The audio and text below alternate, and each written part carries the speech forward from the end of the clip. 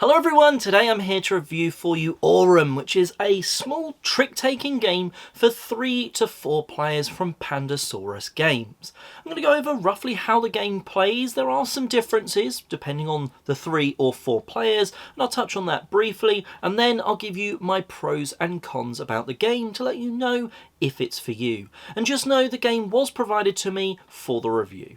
So Aurum is a trick-taking game. If you're not used to that phrase, a trick-taking game normally, and we'll start what it normally is and then talk about the twists for this one, it normally sees players playing a card from a shuffled hand. Everyone's got cards, you play one card into the middle, everyone does clockwise around the table into what is called a trick. Whoever's played the highest card takes those, they stack them up, put them in front of them, and at the end of the round everyone's counting up how many of those stacks they've got. That's how many tricks they've won, and well, normally that means you win prizes. In Aurum, things are twisted up a little bit. So you're still going to be playing a card from your hand sort of each turn, and then everyone is doing one into a trick, but the difference is normally in a trick-taking game, if I play on a normal standard deck of cards, if I play a heart, everyone must play a heart. If I play a diamond, everyone must play a diamond. Well, in Aurum, it's base metals. They're quite forgettable, but let's say I play a zinc. In this game, then no one else can play a zinc. They must play one of the other base metals into that trick in the middle, and then we still will be determining who has the highest number. Now, the twist that a lot of trick-taking games do is there's trumps, which basically means, well, they're the basic cards, but if I've played a trump, it's bigger and better than yours. And in this, you've got base metals, and then you've got gold, which you're kind of after, but you can use to really win a trick.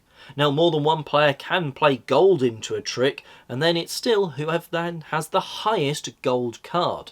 So, effectively, no gold card, you work out whoever's played the highest number. If one gold has been played, who played it, they've won it. If more than one gold is played, who's got the highest number again of gold? And, well, then they take that little pile and they say, yeah, I have won that trick. Now, the twists for Aurum, well, first of all, at the beginning of each round, from your hand of cards, you're going to pick one of the cards. That number you're going to use as a secret bid. It's secret at the start at least, and say this is the number of tricks I'm going to win. Once everyone's picked that bid card, you reveal them, and then the round starts and goes.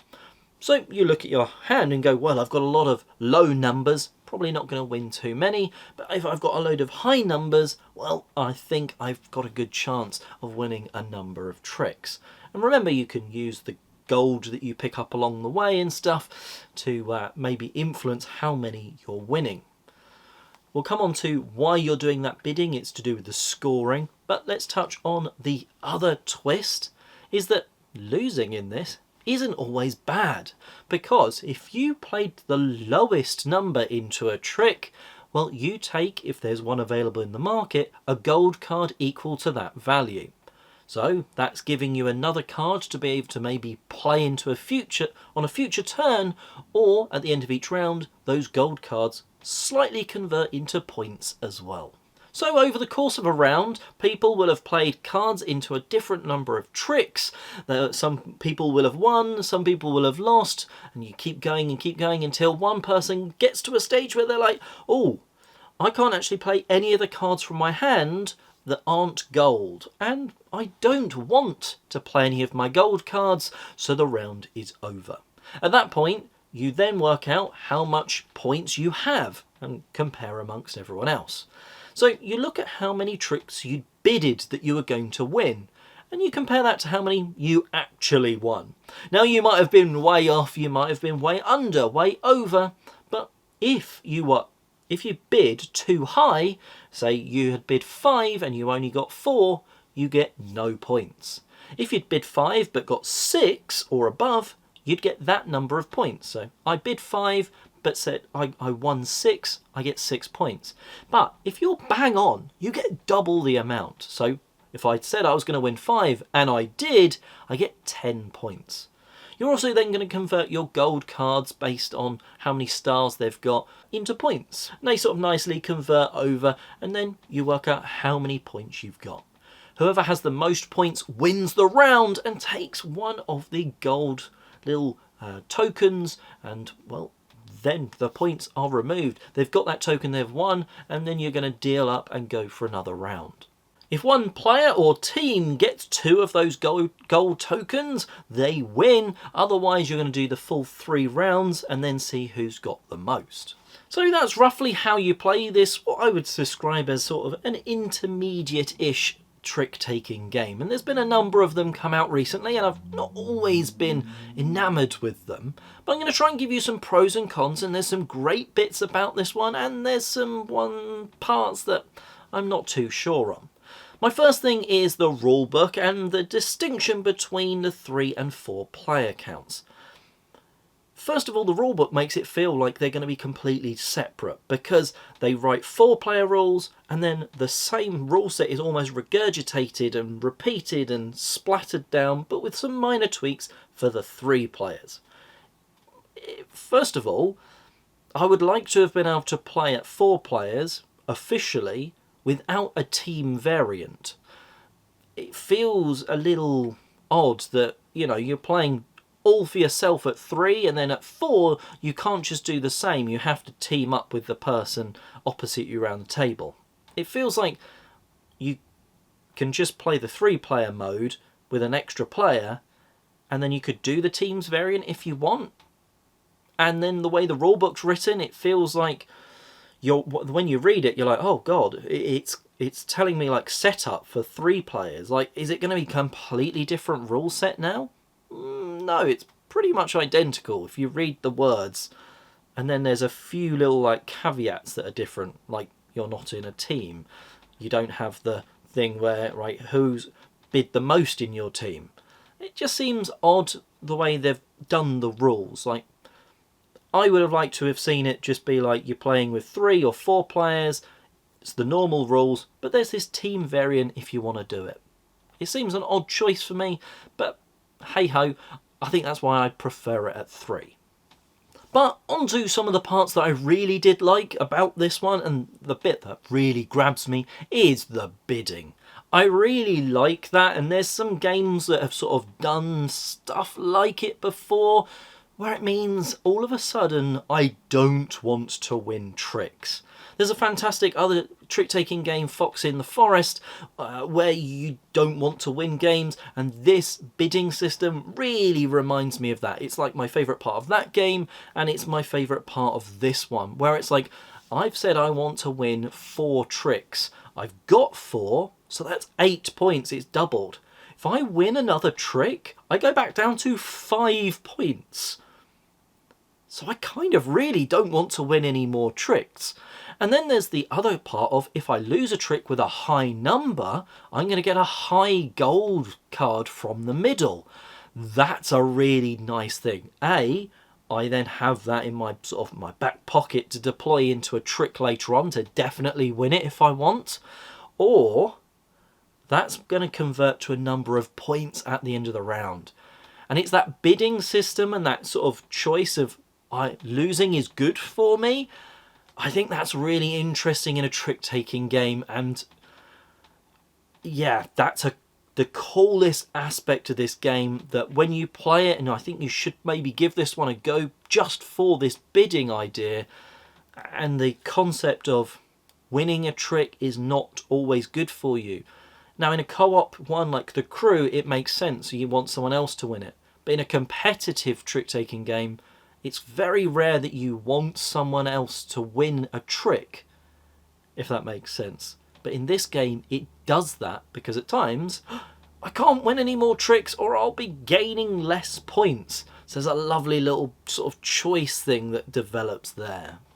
And that generates a thing where you want to almost push your luck. You want to bid big, because it doesn't matter if you win a round by a point, or 10 points, or lose a round by a point, or lose by 10 points. At the end of a round, whoever's got the most points, they get that gold token. The points are wiped clean. It doesn't matter if you won easily by a landslide that round, or just one. So you might as well push your luck. Go for that. Oh, yeah, maybe I could get 6 instead of just going for that safer 4. Because if you can double that, obviously it's massive points for you. So it's almost worth that risk and reward sometimes.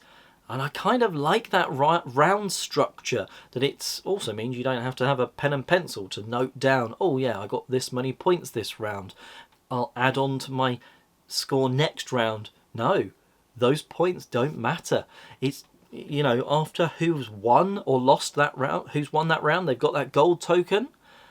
Well, right, that round is done. We are reshuffling the cards. We are going again from afresh. But they've got that token to sort of maybe have won the overall game. The other twist that is added in Aurum is the fact that you're not following suit. And it's not necessarily as sort of groundbreaking as it could be, or it might sound. You're simply not able. And it means that the end of a round is a bit more dynamic, because if someone's got a load of blue cards left in their hand, and someone's played blue, and they can't play anything, well, the round might end quite a lot earlier than you might normally anticipate, because, well, they've got like 4 cards, surely they're going to still be able to go. And they're like, I've got only 1 colour, I'm not using my gold, the round is ending. So that's quite a nice dynamic thing, that it means the ending of a round isn't necessarily when someone's run out of cards. That's an interesting part. I do find, though, for me personally, others I think disagree with me on this. I find it a little lackluster sometimes when you've played a low number, hoping to get that gold over there, and someone plays then the same number but of a different colour. It's whoever plays it the lowest card last gets that token from the card from the market, or even can win the thing. So let's say someone's played a 2, you've played a 5, and then someone else plays a 5. That person, the last person that did it, gets to win that trick, even though they've played the same number as you. And to me, that just feels a little, I did the same number as you, I should have won the trick, but it's whoever did it last. Some other people have really loved that, because it means you can watch and get the right timing. And I get that, like you can really feel like, aha, I can get something here with a low number, or you know, I can outdo them, I can stop them. They're trying to win that last trick that they need, but I can play the same number as them and take this off them. I didn't like that, but other people certainly did, so maybe that's just me. So overall, I've kind of enjoyed my time with Aurum. It's a trick-taking game where once you've played it, I think it becomes easier to teach. That sort of first time from the rule book, it's not necessarily the hardest game, but it's not the easiest thing. You've got a few different concepts to go through. It's definitely one to play with people that have played a trick-taking game before, because it does add those twists, especially with the bidding. I love the bidding, but if someone's never played a trick-taking game, am I going to be winning any tricks with these cards? I don't know. And again, they're probably going to need to play at least a game or 2 to even start to know how to bid properly. So they'll be at a disadvantage. But I do think people that love trick-taking games will vibe with these sort of intermediate tweaks here, like the bidding, like the sort of, ooh, if I lose the trick I get a gold that might allow me to trump in the next game. So yeah, the metals are kind of forgettable, but I think this game might not be to the right group. It's just maybe not for someone that's looking for that casual trick-taking game to fill a little bit of time. It's got a little bit more meat to it. Some people are going to love that, and some people it might just be a little too much for what they're looking for from a trick-taking game, and that's Aurum. Let me know if you've sort of found this review helpful. Hopefully you have. Let me know if you've played the game and what you thought of it in the comment section below. I preferred it at 3 rather than the team version, but am I wrong about that? Did you prefer it at 4? Let us know in the comment section below. And until next time, have a great day trick-taking.